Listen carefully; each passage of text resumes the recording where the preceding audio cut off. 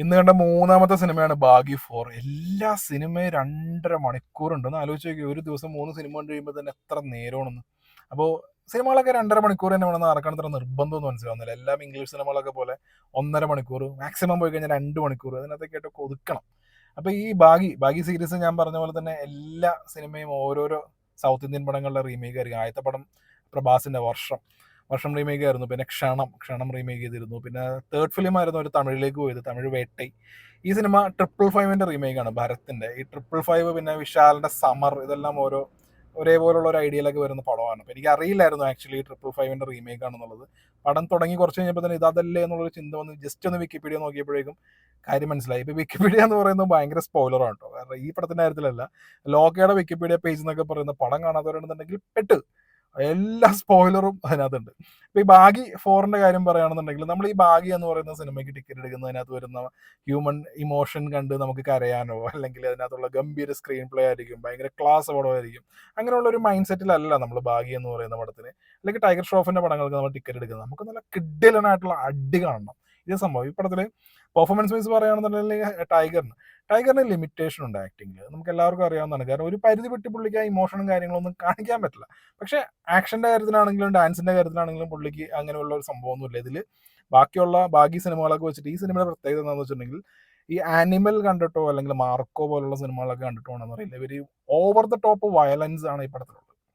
അപ്പോൾ ഈ over the top violence കാണാൻ ഇഷ്ടമുള്ളവർ, ഇതിനകത്ത് ഇപ്പോൾ മാർക്കോയിലെ ആക്ഷൻ സീക്വൻസ് കണ്ടിട്ടില്ല, അല്ലെങ്കിൽ ആനിമലിലെ ആക്ഷൻ സീക്വൻസ് കണ്ടിട്ടില്ല. കാരണം കിഡിലനായിട്ടുള്ള ആക്ഷൻ സീക്വൻസ്, അതിന്റെ കൂടെ ഗംഭീരമായിട്ട് വയലൻസ് പോയറ്റിക്കായിട്ടും കാണിക്കുന്നവരുണ്ട്, എസ്തെറ്റിക്കലി കാണിക്കുന്നവരൊക്കെ ഉണ്ട്. അപ്പൊ അതും കൂടി ആവുമ്പോൾ, ഇതിനകത്ത് ഞാൻ എസ്തെറ്റിക്കലി ആണെന്നൊന്നും അല്ല പറഞ്ഞു വരുന്നത്, പക്ഷെ ഇതിലെ ആക്ഷൻ സീക്വൻസ് അടിപൊളിയാണ്.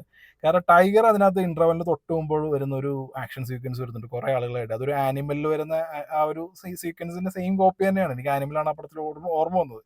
അപ്പോൾ ആ സെയിം സംഭവം തന്നെ ഇതിനകത്ത് വരുമ്പോൾ, അതിനകത്ത് ഈ രൺബീർ കപൂറിന്റെ മൂവ് അല്ല ടൈഗർ ഷ്രോഫിന്റെ ആക്ഷൻ സീൻസിലെ മൂവ്. പുള്ളി ഭയങ്കര ഫ്ലെക്സിബിൾ ആണ്, അറിയാലോ. അത് വരുമ്പോൾ തന്നെ നമുക്ക് കൊള്ളാലോ.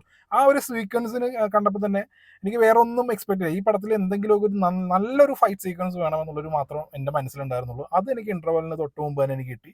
ഇനി സെക്കൻഡ് ഹാഫിലേക്ക് വരികയാണെന്നുണ്ടെങ്കിൽ ചോര പുഴയാണ്. അതായത് സഞ്ജയ് ദത്തിന്റെ ഒരു ക്യാരക്ടർ ഉണ്ട്, ക്ലീശ കച്ചറ ക്യാരക്ടറാണ്. ആ ക്യാരക്ടർ നോക്കുകയാണെന്നുണ്ടെങ്കിൽ ചിലപ്പോൾ വൻ കോമഡി ആയിട്ടും തോന്നും.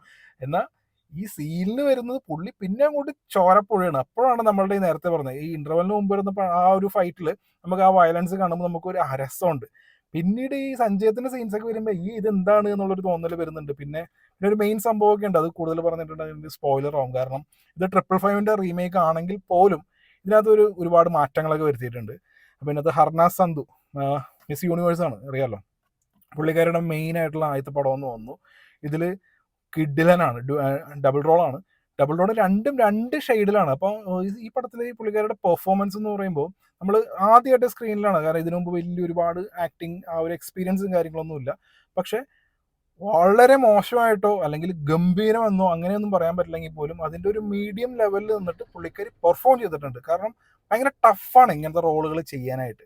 കാര്യം എന്ന് വെച്ചിട്ടുണ്ടെങ്കിൽ, ഇത് മീറ്ററിന്റെ മുകളിൽ പോയി കഴിഞ്ഞാൽ ഓവറായി പോകും, അതിന് താഴത്തേക്ക് പോയി കഴിഞ്ഞിട്ടുണ്ടെന്നുണ്ടെങ്കിൽ ഒട്ടും എഫക്റ്റീവ് ആവില്ല, ആ ഒരു റേഞ്ചിൽ വരും. ഇതങ്ങനെയല്ല. ഇതൊരു പുള്ളിക്കാരുടെ ആ എഫേർട്ട് അപ്രീഷിയേറ്റ് ചെയ്യണം. കാരണം പിടിച്ച് ചെയ്തിട്ടുണ്ട്, അത്യാവശ്യം കുഴപ്പമില്ല. കാരണം നമുക്ക് ബോറായിട്ട് തോന്നില്ല.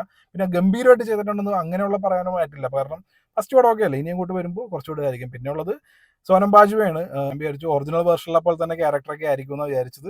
പക്ഷേ സോനം ബാജുവെ ചെയ്തുകൊണ്ടായിരിക്കാം ഇങ്ങനെ ഒരു ചെറിയൊരു ചേഞ്ചസും കാര്യങ്ങളൊക്കെ വരുത്തിയത്. ഇതിനകത്ത് സെൻസർ ബോർഡ് കുറെ കട്ട് ചെയ്യണം എന്നൊക്കെ പറഞ്ഞത് പുള്ളിക്കാരിയുടെ സീൻസ് ആയിരുന്നു. സോനം ബാജുവ ഫാൻസ് ഉണ്ടെന്നുണ്ടെങ്കിൽ നിങ്ങൾക്കൊരു ട്രീറ്റ് ആണ്, എല്ലാ വകുപ്പും ഉണ്ട് ഇതിനകത്ത്.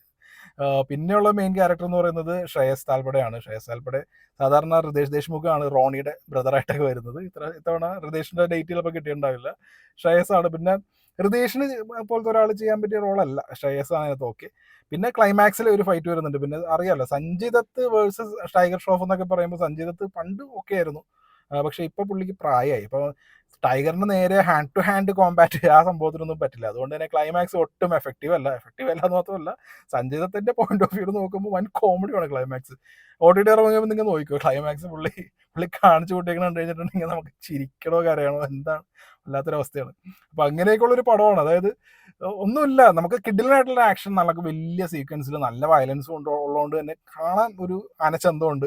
അത് നമുക്ക് നല്ല രീതിയിൽ നമുക്കതൊരു സെക്കൻഡ് ഹാഫിന് മുമ്പ്, സെക്കൻഡ് ഹാഫ് അല്ല, ഇന്റർവെല്ലിന് മുമ്പ് വരുന്ന ആ ഒരു സംഭവത്തിന് മുമ്പ് നമുക്കത് കിട്ടുകയും ചെയ്യും. പിന്നെയുള്ള കുറേ സീക്വൻസ്, പിന്നെ കുറേ കത്തി സീൻസ് ഒക്കെ ഉണ്ട്. അതായത് എനിക്ക് തോന്നുന്നു ഇവർ തമിഴ് സിനിമ കുറെ റെഫർ ചെയ്തപ്പോഴാണ് മറ്റേ നരസിംഹ എന്ന് പറയുന്ന ഒരു പടമുണ്ട് വിജയകാന്തിന്റെ.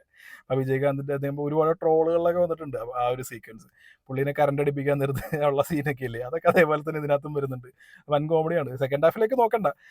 ആകെ ഹർണ സന്ധുവിന്റെ പെർഫോമൻസ് സെക്കൻഡ് ഹാഫിൽ കൊള്ളാം. അതിനുവേണ്ടി മാത്രമേ ഉള്ളൂ, വേറെ ഒന്നും എടുത്ത് പറയത്തക്ക ഒന്നുമില്ല. അപ്പം ഇങ്ങനെയൊക്കെയാണ് ബാഗി. അപ്പോൾ വേറെ ഏതെങ്കിലും പടത്തിന്റെ റീമേക്ക് ആയിട്ട് ബാഗി 5ഉം 6ഉം 7ഉം ഇതൊക്കെ വരും. കാരണം അത് ടൈഗർ ഷ്രോഫിന്റെ ഒരു വൻ സീരീസ് ആണ്. ആക്ഷൻ സീക്വൻസ് കാണണം എന്നുള്ളവർക്ക്, ആക്ഷൻ സിനിമയുടെ ഫാൻസിന് ജസ്റ്റ് ഇന്ന് കണ്ട് സമയം പോകാനുള്ള ഒരു പടമാണ്. ഇങ്ങനത്തെ പടങ്ങളും വരണമല്ലോ, അല്ലാണ്ട് എല്ലാ പടങ്ങളും ഇതുപോലെ ഡ്രാമ മാത്രം നോക്കിയാൽ പോരല്ലോ, ഇതുപോലത്തെ ആക്ഷൻ സ്റ്റാർസും വേണമല്ലോ. അപ്പോൾ ഒരു ചുമ്മാ ഒരു പടം, ഈ ഒരു ഞാൻ പറഞ്ഞ പെർട്ടിക്കുലർ സീനിന് വേണ്ടി മാത്രം കാണാം, അല്ലാണ്ട് വേറെ ഒന്നും ഇല്ല ഈ പടത്തിൽ.